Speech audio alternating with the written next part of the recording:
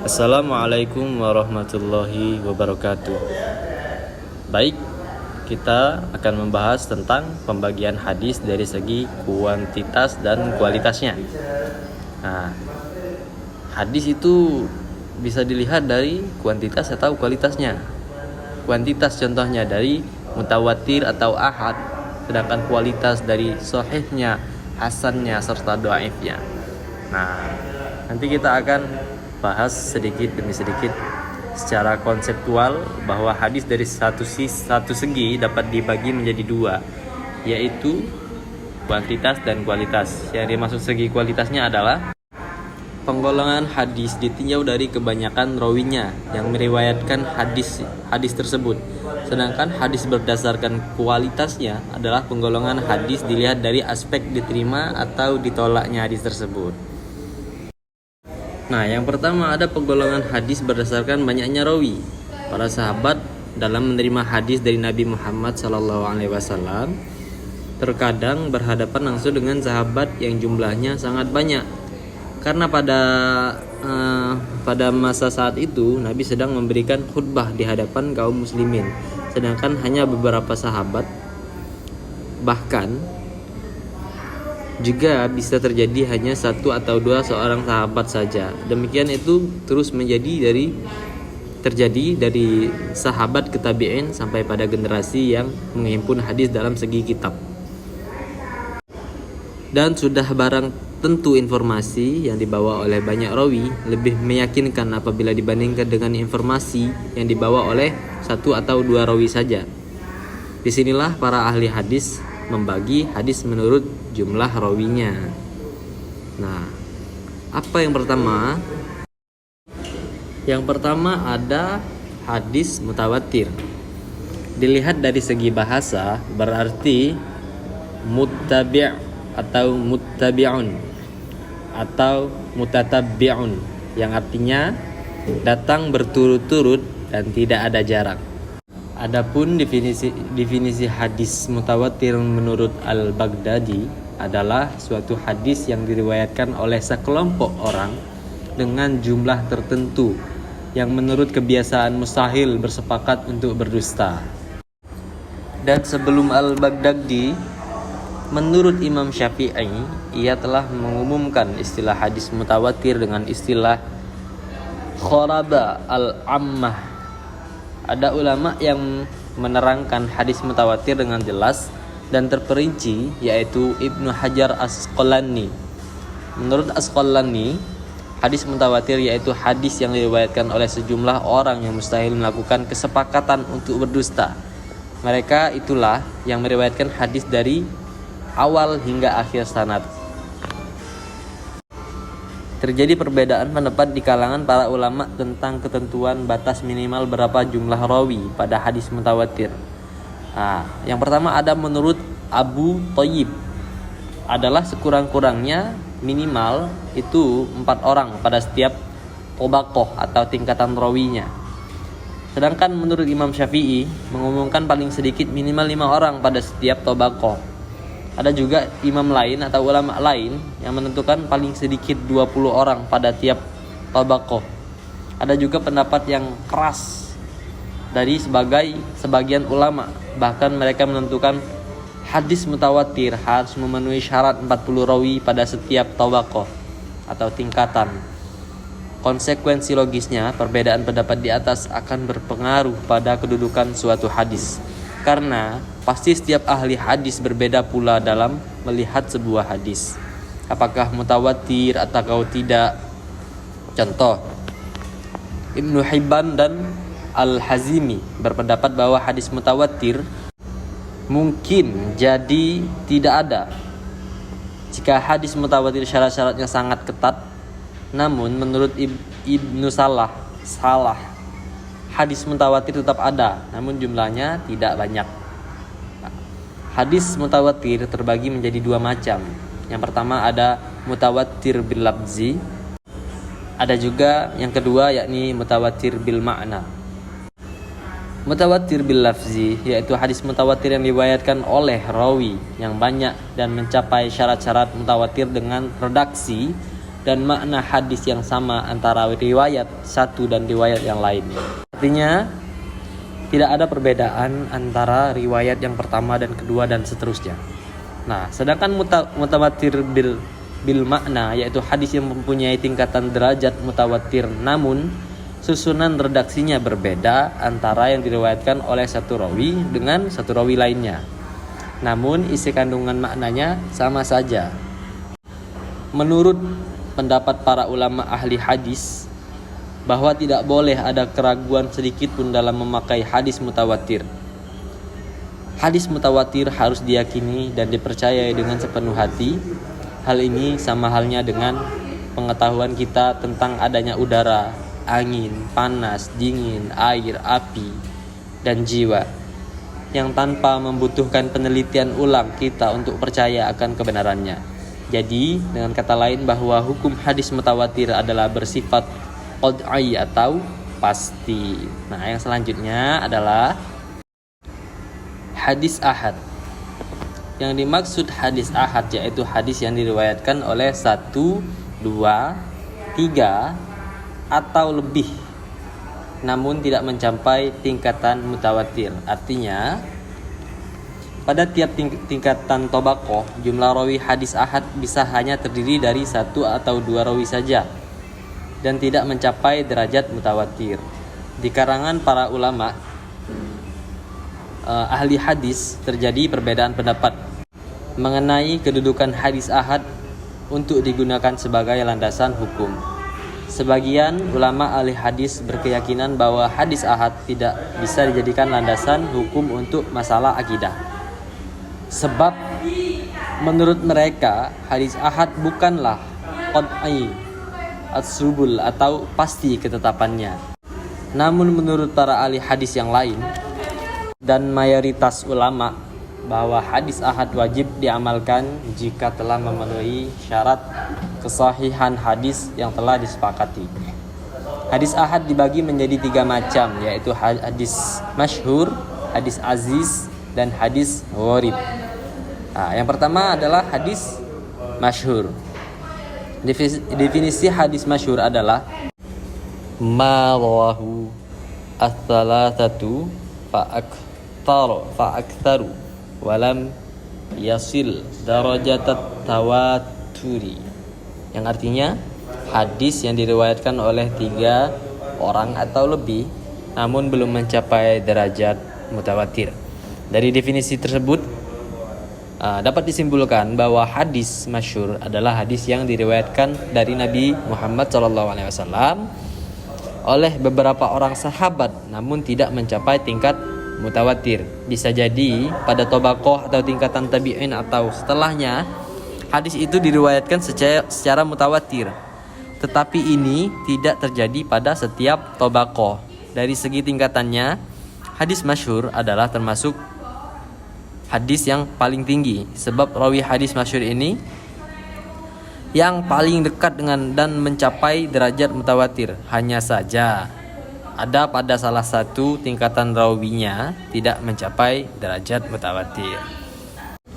Nah, ada yang kedua, hadis aziz. Apa sih hadis aziz itu? Definisi hadis aziz adalah ma rawusnani walau kana fi tabaqati wahidatin thumma rawahu ba'da dzalika jama'atun, yang artinya hadis yang diriwayatkan oleh 2 orang pada satu tobaqoh, kemudian pada tobaqoh selanjutnya banyak rawi yang meriwayatkannya. Nah, dari definisi tersebut jelaslah bahwa yang dimaksud dengan hadis aziz yaitu hadis yang pada salah satu atau setiap tobaqoh rawinya hanya dijumpai 2 rawi saja. Suatu hadis yang dikategorikan sebagai hadis aziz yaitu adalah yang pertama, di tiap-tiap tobaqoh hanya terdapat 2 rawi saja. Yang kedua ada di salah satu tobaqoh hanya terdapat 2 rawi meskipun tobaqoh yang lainnya lebih dari 3 rawi. Nah, yang selanjutnya adalah hadis gharib. Dari segi bahasa, kata gharib dari gharaba yaghribu, yaitu artinya menyendiri, asing atau terpisah. Adapun menurut istilah hadis gharib adalah man farada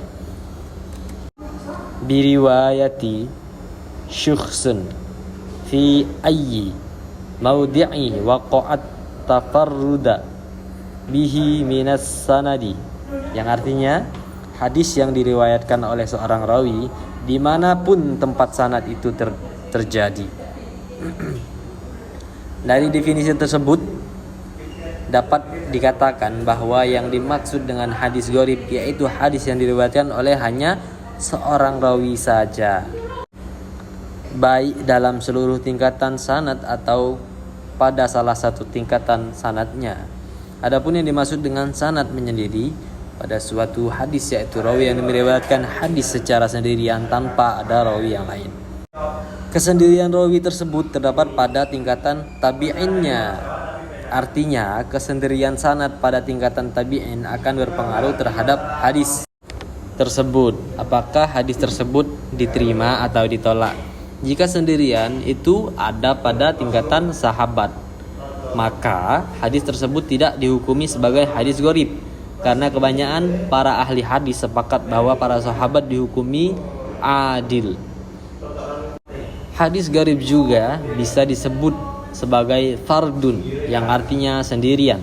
Ibnu Hajar menganggap bahwa antara gharib dan fardun adalah sinonim, baik secara bahasa maupun secara istilah. Tetapi kebanyakan para ahli hadis membedakan antara gharib dan fardun, yakni istilah fardun merujuk kepada gharib mutlak, sedangkan istilah gharib dipakai pada gharib nisbi. Hal ini sesuai dengan pengklasifikasian hadis gharib yang memang dibagi menjadi dua bagian, yaitu yang pertama hadis gharib mutlak atau fardun, yaitu hadis yang diriwayatkan oleh satu rawi secara sendirian. Kesendirian rawi itu terdapat pada generasi tabi'in atau pada generasi setelah tabi'in dan bisa juga terjadi pada setiap tingkatan sanadnya. Yang kedua adalah hadis gharib nisbi, yang termasuk sebagai hadis gharib nisbi yaitu rawi hadis tersebut sendirian dalam hal sifat ataupun keadaan tertentu. Kesendirian dalam hal sifat atau keadaan rawi mempunyai tiga kemungkinan. Pertama, sendirian dalam hal keadilan dan kedobitan. Kedua, sendirian dalam hal tempat tinggal. Atau ketiga, sendirian dalam hal rawi. Selanjutnya ada hadis berdasarkan diterima atau ditolaknya atau kualitas. Nah, yang pertama ada hadis sahih. Definisi hadis sahih adalah menurut Ibnu Shalih adalah ammal haditsus sahih fahuwal haditsu al-musnadul ladzi yattasulu isnaduhu binaqli al-adli dhabiti anil adil ad-dhabiti ila muntahahu wala yakunu syazza wala ma'allala. Nah, apa artinya? Hadis sahih adalah hadis musnad, hadis yang mempunyai sanad, yang bersambung sanadnya dan dinukli oleh orang yang adil dan dhabit dari orang yang adil dan dhabit hingga akhir sanadnya tanpa ada kejanggalan dan kecacatan. Dari definisi hadis tersebut dapat dikatakan bahwa yang dimaksud dengan hadis sahih yaitu hadis yang sanadnya bersambung atau tidak terputus, dan para rawi yang meriwayatkan hadis tersebut adalah adil dan dhabit, serta dalam matan hadis tersebut tidak ada kejanggalan, syaz dan cacat illah. Untuk memudahkan dan memahami definisi hadis sahih di atas, dapat dijelaskan bahwa hadis sahih adalah hadis yang memenuhi syarat-syarat sebagai berikut. Yang pertama, hadis musnad.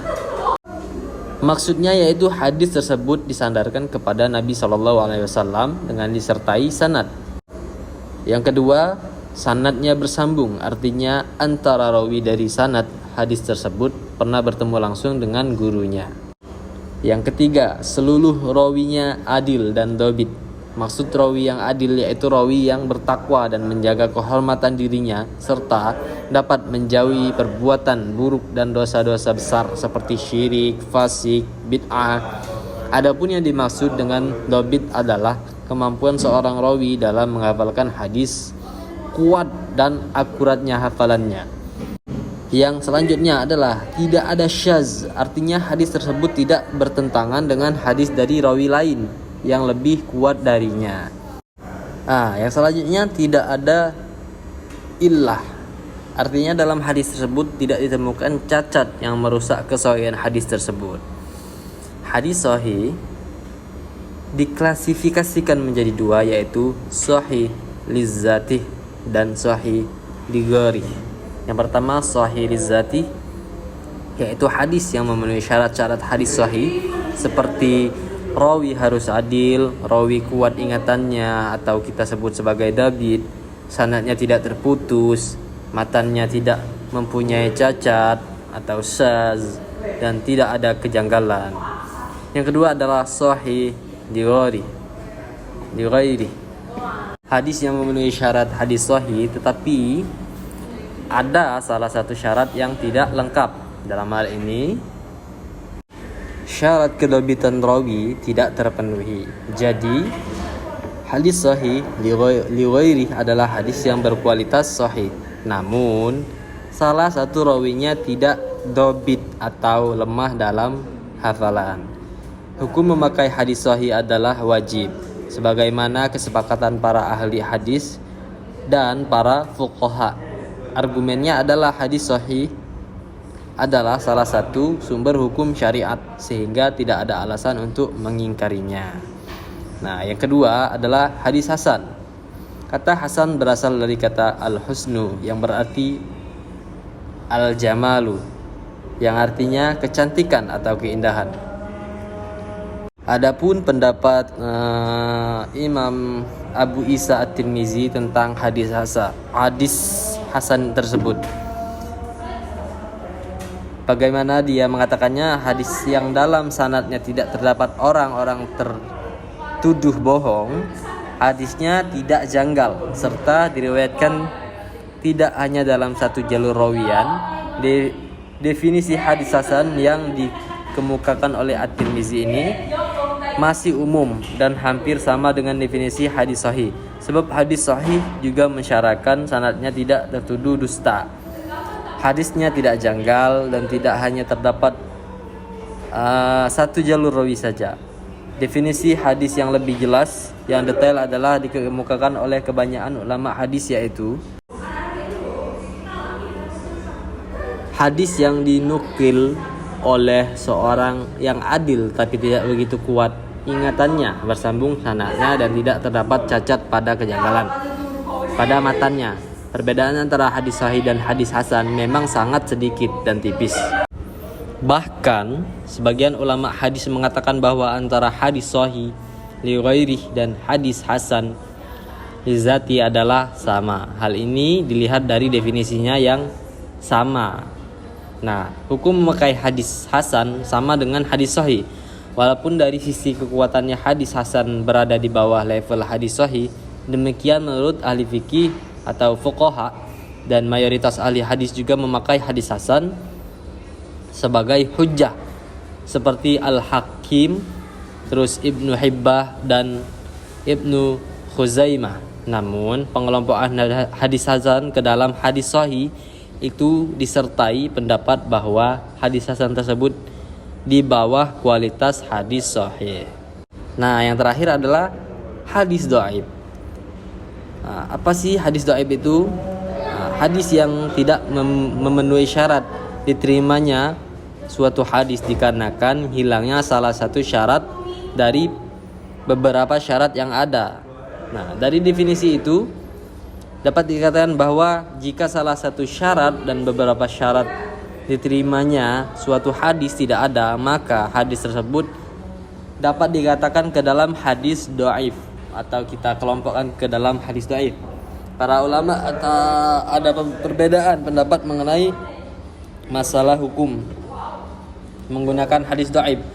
Mayoritas ulama membolehkan mengambil hadis dhaif sebagai dalil bila terbatas pada masalah fadail al-amal dan tidak bertentangan dengan hadis-hadis yang sahih. Jadi kita boleh mengambil suatu dalil dari suatu hadis yang dhaif, namun di garis kurungi dengan tidak menentang hadis-hadis yang sahih. Jadi cukup sekian penjelasan saya tentang materi kita pada video kita kali ini. Kurang lebihnya saya mohon maaf. Wabillahi taufiq wa hidayah. Assalamualaikum warahmatullahi wabarakatuh.